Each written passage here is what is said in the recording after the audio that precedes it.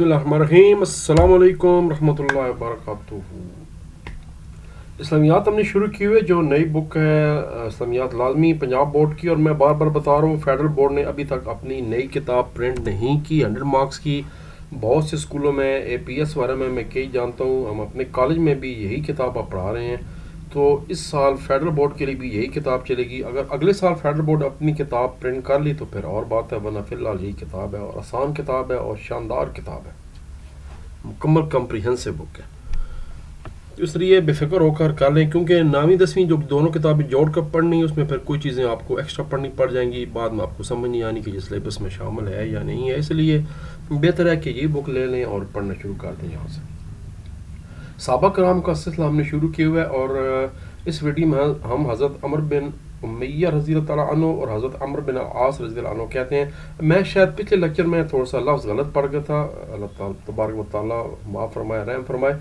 तो हमारे एक दोस्त हैं कैडेट कॉलेज में, जो मेरे कोलीग्स हैं, उन्होंने मुझे बताया कि अगर अमर के लफ्ज़ के बाद वाव हो तो फिर एन के ऊपर ज़बर पड़ी जाती है, फिर पेश नहीं पड़ा जाता, यानी फिर उम्रू नहीं पड़ा जाता। अगर आप लेसन के अंदर देखें जाके तो एन के ऊपर ज़बर दी गई हैं, तो फिर ये वाव साइलेंट होगी। तो हज़रत अमर बिन उमैया रज़ी अल्लाह तआला अन्हु उसको पढ़ा जाएगा, और हज़रत अमर बिन अल आस रज़ी अल्लाह तआला अन्हु पढ़ा जाएगा। तो स्टार्ट करते हैं लेसन के अंदर। ये देखें, एन के ऊपर ज़बर है, हज़रत अमर बिन उमैया रज़ी अल्लाह तआला अन्हु। अगर ना हो तो फिर वाव साथ शामिल की जाती है और उम्रू पढ़ा जाता है। पहले MCQ कर लेते हैं।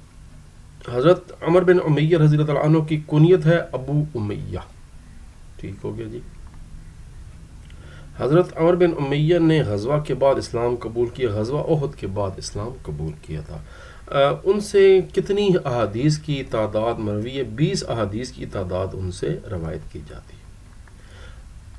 तीनों शॉर्ट क्वेश्चन एक ही पेज पे हैं। हज़रत अमर बिन उमैया रज़ी अल्लाह अन्हु का तारुफ बयान करें, उनकी सफारतकारी के बारे में आप क्या जानते हैं, उनकी वफ़ात कब और कहाँ हुई और कहाँ पर दफन किया गया। पहले सवाल का जवाब है, आप रज़ी अल्लाह अन्हु का नाम अमर, कुनियत अबू उमैया थी। आप रज़ी अल्लाह अन्हु के वालिद का नाम उमैया बिन खुवैलद था।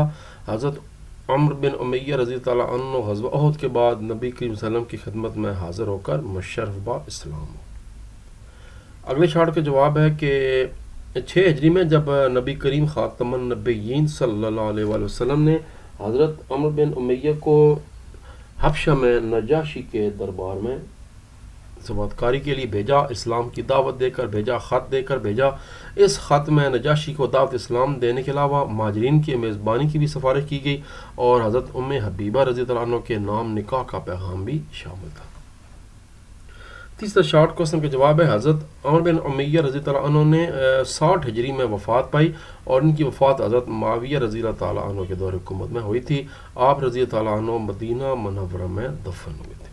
तो तीनों शॉर्ट का जवाब इकट्ठा आ गया, मैंने साथ मेंशन कर दिए, short number 1, short number 2 and short number 3। अगला लेसन है हज़रत अमर बिन अल आस फाते मिस्र।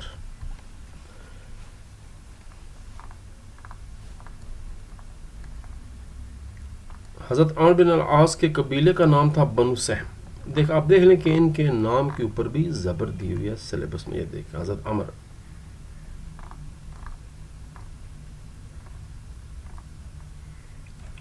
और हज़रत अमर बिन अल आस ने किन के हमरा इस्लाम कबूल किया? हज़रत खालिद बिन वलीद के हमरा इस्लाम कबूल किया था। एक और भी इनमें मशहूर आलम साहबी शामिल थे, हज़रत उस्मान बिन तला, शायद मैं देख लेता हूँ जी, हज़रत उस्मान बिन अबी तला भी इनमें शामिल थे। हज़रत अमर बिन अल आस का नुमायां जो वस्फ़ है वो सफारतकारी है। ये सफारतकार बड़े मशहूर थे, कई मुल्कों में सफारतकारी की है।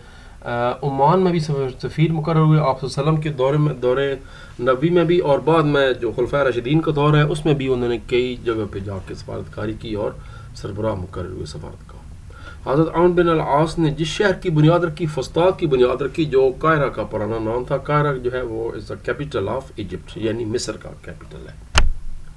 हज़रत अमर बिन अल आस से मरवी हदीस की तादाद 39 है। पहला शॉर्ट क्वेश्चन है, मुख्तसर तारफ बयान करें हज़रत अमर बिन अल आस रज़ी अल्लाह तआला अन्हु का, पेज नंबर 126। ये जी, आप रज़ी अल्लाह अन्हु का नाम عمر اور والد کا نام عاص ہے. آپ رضی اللہ تعالیٰ عنہ کا تعلق قبیلہ قریش کی شاخ بنو سہم سے تھا اور آپ رضی اللہ عنہ ہجرت سے 47 برس پہلے مکہ مکرمہ میں پیدا ہوئے. شارٹ کوسچن نمبر 2 ہے ان کے قبول اسلام کا واقعہ بیان کریں. جی بالکل. کب اسلام قبول کیا انہوں نے اور قبول اسلام کے وقت نبی کریم صلی اللہ علیہ وسلم نے کیا ارشاد فرمایا تھا؟ 126 پیج ہے. جی آپ رضی اللہ تعالیٰ یہاں سے شروع کریں گے، اوپر والی لائن سے یہاں سے شروع کریں گے. آپ رضی اللہ تعالیٰ عنہ نے فتح مکہ سے پہلے 8 ہجری میں حضرت عثمان بن ابی طلحہ رضی اللہ تعالیٰ عنہ اور حضرت خالد بن ولید رضی اللہ عنہ کے ہمراہ بارگاہ رسالت نبی کریم خاتم النبیین صلی اللہ علیہ وآلہ وسلم میں حاضر ہو کر اسلام قبول کیا. ان تینوں کے اسلام لانے پر رسول کریم خاتم النبیین صلی اللہ علیہ وآلہ وسلم بہت خوش ہوئے اور ارشاد فرمایا مکہ والوں نے اپنے جگر کے ٹکڑے تمہاری طرف پھینک دیے. یہ انہوں نے اپنے جو ہے باقی جو اہل عرب تھے جو ان کے ساتھ تھے ان کو یہ تھا مسلمانوں کو کہا تھا. یعنی اتنے یہ بڑی ہستی اتنی بڑی ان کی خاصیت ہے. تیسرا شارٹ کوسچن پڑھتے ہیں.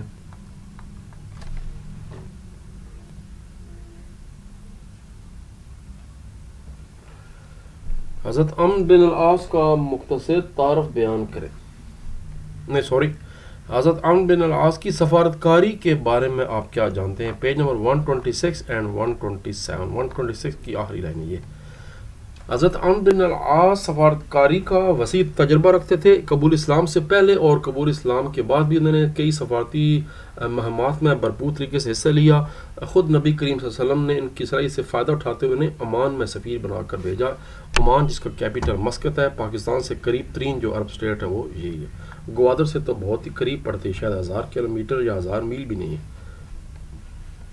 خلافت راشدہ کے دور میں بھی وہ خلافت اسلامیہ کے نمائندے کی حیثیت سے رومی اور ایرانی وفود سے ملنے والے سفارتکاروں میں شامل رہے ہیں. یہاں تک 2.5 لائنز آلموسٹ یہ والی اور تقریباً 1 لائن یہ والی بنا. حضرت عمرو بن العاص کے کوئی سے 4 نمایاں اوصاف یعنی خوبیاں وصف تحریر کریں. وصف کی جو جمع ہے وہ اوصاف ہوتی ہے، اردو آپ نے خود پڑھا ہوگا. یہ جی حضرت عمرو بن العاص رضی اللہ تعالیٰ عنہ اعلیٰ درجے کے منتظم تھے، یعنی ایڈمنسٹریٹر تھے، بہت شاندار. اور تقویٰ تو پھر ہے ہی ہے. آپ رضی اللہ عنہ بہت بڑے متقی اور پرہیزگار انسان تھے. آپ رضی اللہ عنہ خوش گفتار تھے، قادر الکلام خطیب تھے، سیاستدان تھے، سپہ سالار تھے. ادب اور شاعری سے بھی آپ کو خاص رغبت تھی تک. یہاں تک کرنا. اچھا یہ آپ کی صرف معلومات کے لیے کوشچن میں یہ اس کا شامل نہیں ہے، لیکن معلومات کے لیے آپ کا بڑا مشہور قول یہ ہے کہ 1000 لائق آدمیوں کی موت سے اتنا نقصان نہیں پہنچتا سسٹم کو، معاشرے کو، جتنا ایک نالائق آدمی کے صاحب اختیار ہونے سے پہنچ جاتا ہے. ٹھیک ہو گیا. اور یہ سوال ہے انہوں نے مصر کیسے فتح کیا اور وہاں پر کون سی اصلاحات متعارف کرائی تھیں؟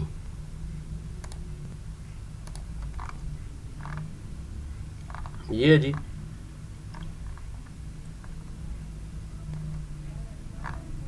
کدھر ہے؟ یہ ہے. انہوں نے مصر کی سرحد میں داخل ہو کر سب سے پہلے عریش اور اس کے بعد فرسا اور بلبس وغیرہ کے شہر فتح کیے. پھر مصر کے رومی سپہ سالار تھیوڈور سے سخت مقابلہ کیا جس میں بہت سے رومی مارے گئے. مسلمانوں کو فتح ہوئی. 20 ہجری میں بابل شہر بھی فتح کیا جس کو بیبلون کہتے تھے، اور 21 ہجری میں خون ریز جنگ کے بعد سکنڈریا الیگزینڈریا کو کہتے ہیں، انگلش میں شہر ہے بہت بڑا یہ ایجپٹ کا، اس کو بھی ان کا ساحلی شہر ہے کہ دار آ گیا. جب حضرت عمرو بن العاص نے مصر کو فتح کیا تو وہاں پر عدل و انصاف کا محکمہ قائم کیا، ٹیکس کے قواعد و ضوابط مقرر کیے اور فسطاط شہر کی بنیاد رکھی جس کا نام چوتھی صدی ہجری میں قاہرہ پڑ گیا تھا. یہاں تک. لو جی یہ تھے جناب 5 شارٹ کوسچن، اور تھوڑی دیر کے بعد چلتے ہیں اگلی ویڈیو کی طرف اور اگلے 2 جو کہ حضرت جابر بن عبداللہ اور حضرت انس بن مالک کے بارے میں. تو پھر ملاقات ہوتی ہے تھوڑی دیر کے بعد اگلی ویڈیو سے. اپنا خیال رکھیے.